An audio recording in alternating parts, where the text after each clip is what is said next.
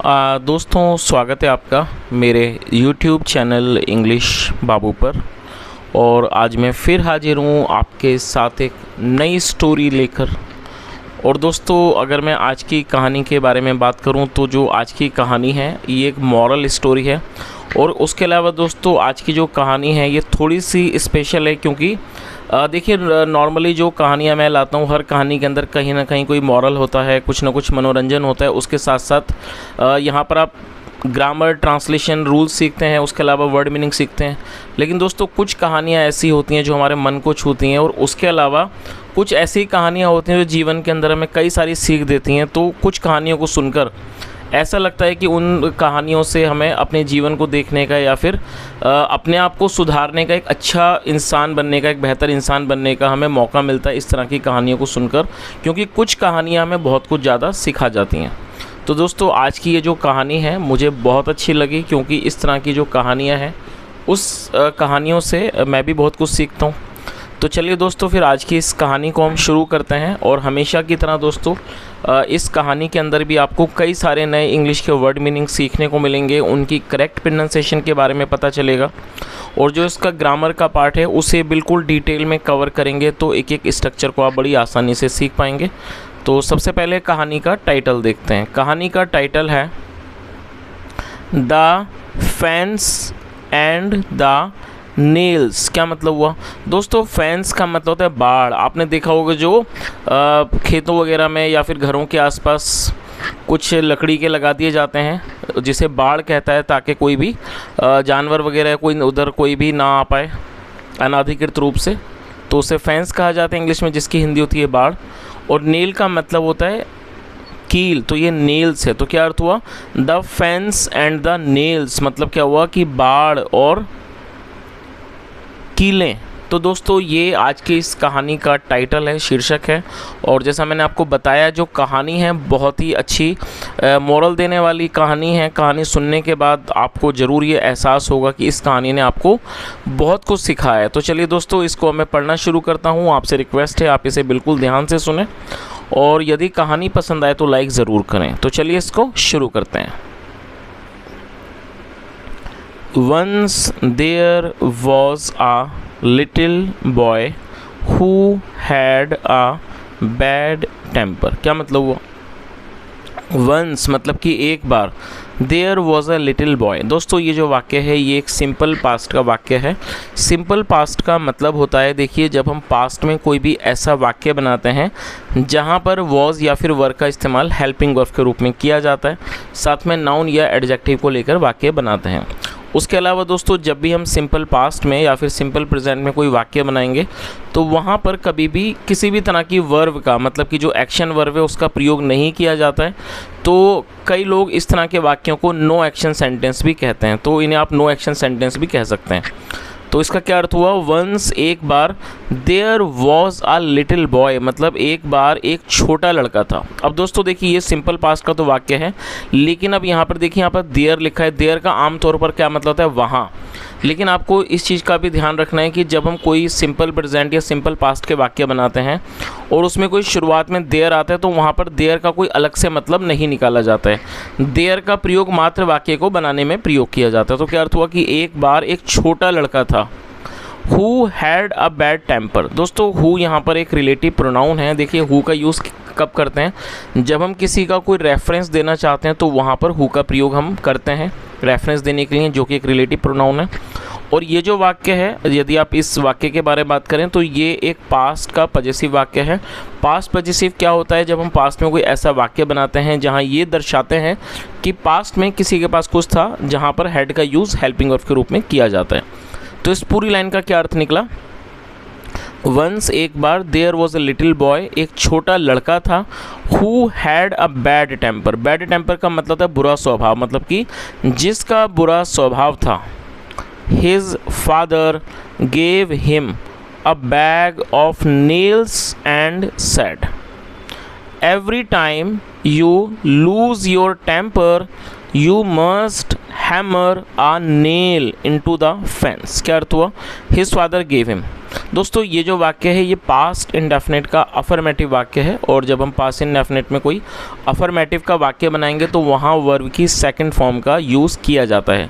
GIVE give का मतलब होता है देना, और ये सेकंड फॉर्म है, आप इसे ज़रूर नोट कर लीजिए। GAVE गिव, तो क्या अर्थ हुआ? हिज फादर, हिज का मतलब होता है उसके, हिज फादर मतलब उसके पिता ने, गेव हिम उसे दिया, अ बैग, बैग मतलब एक थैला दिया, किस चीज़ का? Of nails. तो उस पूरी लाइन का क्या अर्थ निकला? His father gave him a bag of nails, मतलब उसके पिता ने उसे एक कीलों का थैला दिया। एंड सैड, और कहा, every time you lose your temper. दोस्तों लूज़ टेम्पर का मतलब होता है अपना आपा खो देना। यदि आप इसे आसान भाषा में समझें कि जब हमें कई बार किसी सिचुएशन पर गुस्सा आता है तो उसको कहते हैं लूज़ टेम्पर करना, मतलब कि अपना आपा खो देना। तो उसके पिता ने क्या कहा? Every time you lose your temper, मतलब जब भी तुम्हें गुस्सा आए, जब भी तुम अपना आपा खो, या कह सकते हैं जब भी तुम्हें गुस्सा आए, you must hammer a nail into the fence. दोस्तों देखिए यहाँ ये मस्ट का प्रयोग किया गया है। अब देखिए मस्ट का प्रयोग कब किया जाता है? मस्ट का प्रयोग जब करते हैं जब हम वर्तमान में, मतलब कि प्रेजेंट में किसी भी तरह की कोई आवश्यक सलाह को दर्शाते हैं। मान लीजिए आप किसी व्यक्ति को, किसी को भी कोई आवश्यक सलाह देंगे तो वहाँ पर मस्ट का यूज़ किया जाता है, साथ में वर्ब की फर्स्ट फॉर्म लगाई जाती है। अच्छा यहाँ देखिए ये वर्ड है HAMMER। हैमर का मतलब होता है हथौड़ा। दोस्तों आमतौर पर ऐसे कई सारे वर्ड्स होते हैं जो नाउन होते हैं ऑलरेडी, और कई बार वर्ब भी होते हैं, लेकिन कई बार हमें इन चीज़ों को नॉलेज नहीं होता।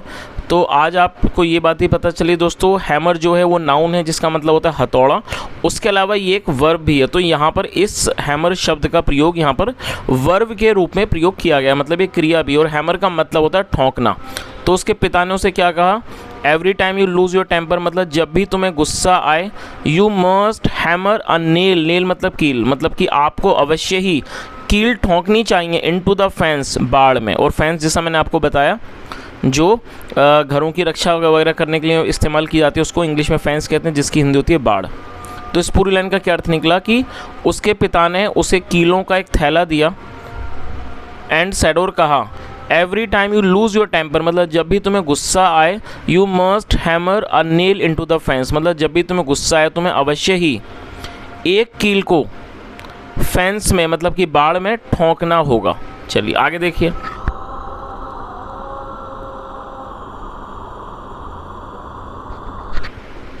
The first day the boy had driven 41 nails into the fence. क्या अर्थ हुआ?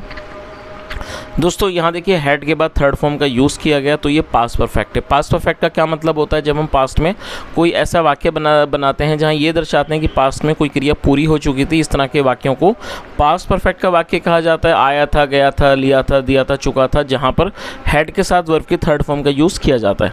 उसके अलावा दोस्तों देखिए यहाँ जो वर्ब यूज़ की गई है इसमें आपको कन्फ्यूज़न हो सकती है। ड्राइव का मतलब आमतौर पर होता है कार चलाना, थर्ड फॉर्म है ड्रिवन, उसका मतलब। और उसके अलावा किसी चीज़ को ठोंकने के लिए भी इस वर्ड का प्रयोग यहाँ किया जाता है। तो इस लाइन का क्या अर्थ हुआ? द फर्स्ट डे मतलब कि पहले दिन, the boy had driven 41 nails into the fence, मतलब कि पहले दिन लड़का बाड़ में 41 मतलब 41 कीले ठोंक चुका था। Over the next few weeks, over the next few weeks का मतलब हुआ अगले कुछ हफ्तों में। As he learned to control his anger, the number of nails he hammered gradually reduced। दोस्तों इस क्या अर्थ निकला इसका कि over the next few weeks मतलब कि अगले कुछ हफ्तों में। एज ही लर्न, दोस्तों लर्न का मतलब होता है सीखना, याद करना, इसे लर्न कहा जाता है। और ये सेकंड फॉर्म है, आप इसे नोट कर लीजिए, मतलब कि अगले कुछ हफ्तों में। As he learn to control his anger, मतलब जब वह अपने गुस्से को कंट्रोल करना, कंट्रोल में नियंत्रित करना सीख गया। द नंबर ऑफ नेल्स, जो संख्या थी कीलों की, ही हैमर्ड, जिनको उसने ठोंका, ग्रेजुअली रिड्यूस्ड, वो धीरे धीरे कम हो गई। और दोस्तों आप इन दोनों वर्ड को नोट कर लीजिए, रिड्यूस का मतलब है कम हो जाना, इस सेकंड फॉर्म में, और ग्रेजुअली धीरे धीरे। तो इस पूरी लाइन का क्या अर्थ निकला कि अगले कुछ हफ्तों में, मतलब जैसे जैसे वो अपने गुस्से को कंट्रोल करना, नियंत्रित करना सीख गया, जो कीलों की संख्या थी जिनको उसने ठोंका उनकी ग्रेजुअली रिड्यूस, वो धीरे धीरे कम हो गई। चलिए आगे देखिए। He realised that it was easier to hold his temper, दोस्तों रियलाइज़ का मतलब होता है किसी बात का एहसास होना, किसी बात का बोध होना, पता चलना। सेकंड फॉर्म रियलाइज़, तो क्या अर्थ हुआ कि उसको एहसास हुआ कि इट वॉज ईजियर, मतलब ये ज़्यादा आसान है, टू होल्ड हिज टेम्पर, मतलब अपने गुस्से को, अपने स्वभाव को कंट्रोल करना, रोकना ज़्यादा आसान है, then to drive those nails into the fence, मतलब कि पूरी लाइन का क्या अर्थ हुआ, उसको आगे चल, मतलब धीरे धीरे उसको ये एहसास हुआ कि अपने टेम्पर को, अपने बुरे स्वभाव को रोकना ज़्यादा आसान है इस तुलना में कि then to drive those nails into the fence, मतलब उन कीलों को फेंस में ठोंकने की तुलना में गुस्से को कंट्रोल करना ज़्यादा आसान है। और दोस्तों यहाँ पर आप इस चित्र के माध्यम से, इस चित्र की मदद से आप ये भी देख सकते हैं कि स्टोरी में क्या बताया जा रहा है। जैसे हम देख सकते हैं कि ये छोटा बालक है जो इन कीलों को ठोंक रहा है, और ये फैंस हैं जो घरों के आसपास लगाए जाते हैं। चलिए आगे देखिए। Finally the boy came finally the day came when the boy did not lose his temper at all। क्या मतलब हुआ दोस्तों, ये जो वाक्य है ये पास्ट इंडेफिनिट का नेगेटिव वाक्य है। और देखिए जब पास्ट इंडेफिनिट में कोई भी नेगेटिव का वाक्य बनाया जाता है तो वहाँ सब्जेक्ट के बाद डिड नॉट का यूज़ किया जाता है, और जैसा यहाँ पर किया गया है डिड नॉट, और उसके बाद वर्ब की फर्स्ट फॉर्म लगाई जाती है। तो आप इस चीज़ को नोट कर लीजिए, जब भी आप पास्ट इंडेफिनिट में कोई अफर्मेटिव का वाक्य बनाएंगे वहाँ तो आपको सेकंड फॉर्म का ही यूज़ करना है, लेकिन उसके अलावा कोई भी आप वाक्य बनाएंगे जैसे कि नेगेटिव, इंट्रोगेटिव या फिर इंट्रोगेटिव नेगेटिव, तब आपको हमेशा ही फर्स्ट फॉर्म का यूज़ वहाँ पर करना होगा। चलिए क्या अर्थ हुआ इसका। फाइनली का मतलब होता है अंत में या फिर आखिरकार, अंततः। द डे केम, मतलब कि वो दिन आ गया, मतलब कि वो दिन आया, वैन, जब, the boy did not lose his temper at all मतलब बिल्कुल भी। तो इस पूरी लाइन का क्या अर्थ हुआ कि अंत में, मतलब कि अंत था, वो दिन आया कि जब वो जो लड़का था उसने बिल्कुल भी जो अपना आपा था वो उसने नहीं गंवाया, मतलब उसको बिल्कुल भी गुस्सा नहीं आया। He told his father about it. दोस्तों टेल मतलब बताना, सेकंड फॉर्म टोल्ड, और ये भी पास्ट का ही वाक्य है, पास्ट इंडेफिनिट का affirmative. He told his father about it, मतलब उसने अपने पिता को इस बारे में बताया। And the father suggested. दोस्तों सजेस्ट का मतलब होता है किसी को सुझाव देना, सेकंड फॉर्म में सजेस्टेड। तो क्या अर्थ हुआ, एंड द फादर सजेस्टेड, और पिता ने सुझाव दिया। नाउ अब, pull out one nail for each day that you are able to hold your temper. चलिए अब पिता ने क्या समझाया उसको। Now pull out. दोस्तों पुल आउट का मतलब क्या होता है, देखिए पुल का मतलब आप जानते ही हैं, पुल का मतलब होता है खींचना, जैसे पुश का मतलब होता है धक्का देना, धकेलना, उसी तरह से पुल का मतलब खींचना। और जब पुल के साथ हम आउट लगाएंगे तो पुल आउट का मतलब क्या हो जाएगा, खींच करके किसी चीज़ को बाहर निकालना।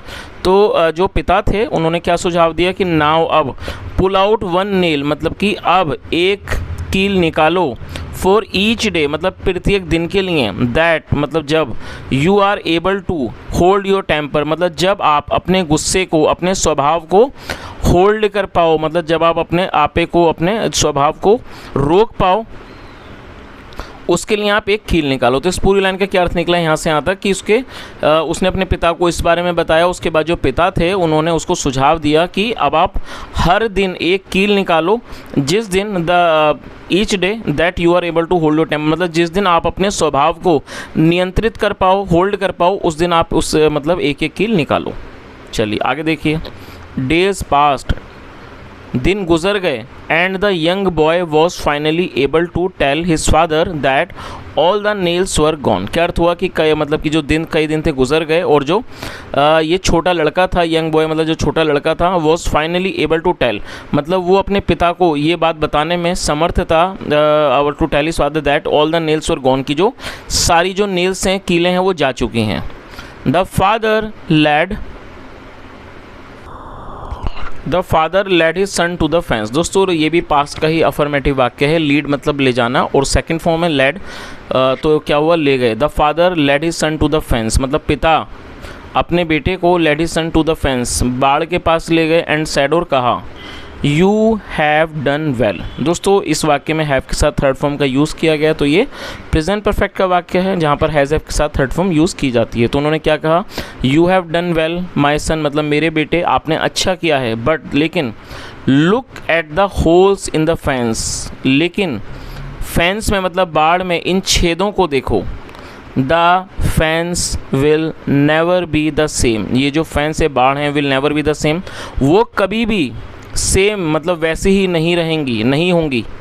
When you say things in anger, जब आप चीज़ों को बोल देते हो in anger, गुस्से में, क्रोध में, जब आप चीज़ें बोल देते हो, they leave scars just like these ones। तो उन्होंने क्या कहा, देखिए दोस्तों कितनी यहाँ पर मतलब एक बड़ी बातों को छोटी सी 2 लाइनों में समझाया गया है जो हमें बहुत बड़ी सीख देती हैं। देखिए दोबारा से देखिए क्या मतलब हुआ इस लाइन का। उन्होंने क्या कहा कि वैन यू से थिंग्स इन एंगर, मतलब जब आप चीज़ों को गुस्से में, क्रोध में बोल देते हो, दे लीव मतलब छोड़ देना, स्कार का मतलब था निशान, वो निशान छोड़ देती हैं, जस्ट लाइक दीज वंस, इनकी तरह। तो जो पिता थे उन्होंने, उनका इशारा किस तरफ था कि जब वो अपने बेटे को उस बाढ़ के पास लेके गए जहाँ पर उस बच्चे ने उन कीलों को ठोंका था, बाद में निकाला था, तो उन्होंने उसको दिखाया कि बेटा आप इसको देखो, और देखो जिस तरह से मतलब आपने कीले तो निकाल ली लेकिन वहाँ छेद रह गए, ठीक उसी तरह से इस चीज़ का एग्जाम्पल देते हुए उन्होंने अपने बेटे को समझाया कि जब आप गुस्से में कोई भी चीज़ बोलते हो तो क्या होता है, they leave scars just like these ones, वो क्या है, अपने निशान छोड़ देते हैं।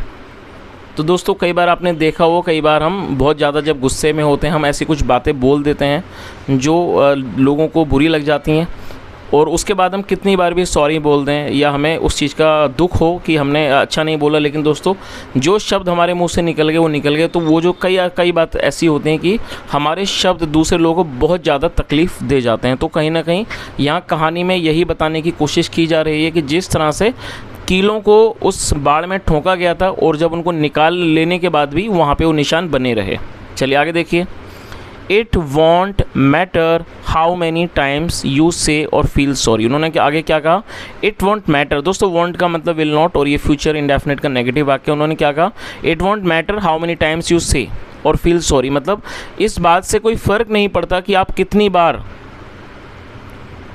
सॉरी बोलते हो और फील सॉरी, या फिर उस दुख मतलब सॉरी फील करते हो, मतलब इस बात से फ़र्क नहीं पड़ता आप कितनी बार सॉरी बोलते हो या फिर कितनी बार सॉरी को फील करते हो। The wound will always remain there. दोस्तों रिमेन का मतलब होता है किसी अवस्था में बने रहना, और वुंड का मतलब होता है कोई ज़ख्म। तो उन्होंने क्या कहा, the wound will always remain there, जो ज़ख्म है वो हमेशा वहाँ बना रहेगा। चलिए दोस्तों अभी इस कहानी का जो मॉरल है जल्दी से एक बार वो भी देख लीजिए। वाइजली सेड मतलब कि इसको, इस बात को समझदारी से कहा गया है।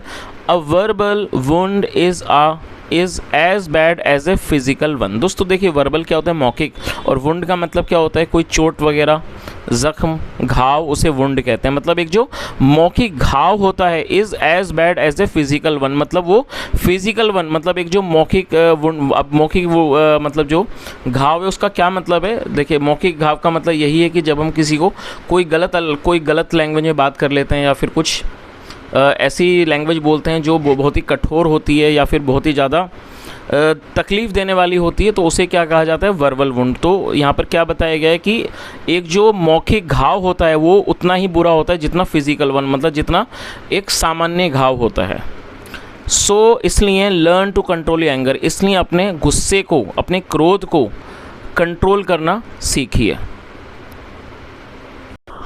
और दोस्तों यहाँ पर आप इस चित्र को भी देख सकते हैं। कई बार आप लोग बोलते हैं कि सर आप चित्र भी दिखाया कीजिए ताकि कहानी को अच्छे से समझा जा सके। जैसा हमने पहले चित्र दिखाया था, वो बच्चा कीलों को ठोक रहा था। अब देखिए यहाँ पर वो बच्चा जो है कीलों को निकाल चुका है, लेकिन जो छोटे छोटे जो निशान हैं वो रह गए हैं, और जो इस बच्चे के पिता हैं वो उसे इस बारे में ही समझा रहे हैं। तो दोस्तों कहीं ना कहीं ये जो कहानी है बहुत ही अच्छी एक शिक्षा देने वाली कहानी है, क्योंकि कई बार ऐसा हो जाता है, और ये हर व्यक्ति के साथ होता है कि कई बार जब हम बहुत ज़्यादा गुस्से में होते हैं तो कई बार हम कुछ ऐसी बातें बोल देते हैं जो दूसरों को बहुत तकलीफ़ दे जाती हैं, और उसके बाद हम कितनी बार भी सॉरी बोल दें, वैसा वो जो बात हम कह चुके हैं वो बात कई बार वो लोग नहीं भूलते हैं। तो अच्छी बात यही है कि हम अपने गुस्से को कंट्रोल करना सीखें, क्योंकि जब हम बहुत ज़्यादा गुस्से में होते हैं तो हमें खुद नहीं पता होता कि हम क्या बोल रहे हैं। तो दोस्तों ये आज की एक छोटी सी कहानी थी। यदि आपको कहानी अच्छी लगी हो, मेरा पढ़ाने का प्रयास भी अच्छा लगा हो, तो आपसे रिक्वेस्ट है आप इस वीडियो को ज़रूर लाइक करें, शेयर करें, चैनल को भी सब्सक्राइब करें। और दोस्तों आज की कहानी के बारे में यदि आप कुछ कहना चाहें या फिर कोई आप अपना कुछ भी एक पर्सनल एक ओपिनियन को शेयर करना चाहें तो आपका स्वागत है, आप कमेंट बॉक्स में ज़रूर बताएं। यहाँ तक सुनने के लिए thank you so much. Have a nice day and bye.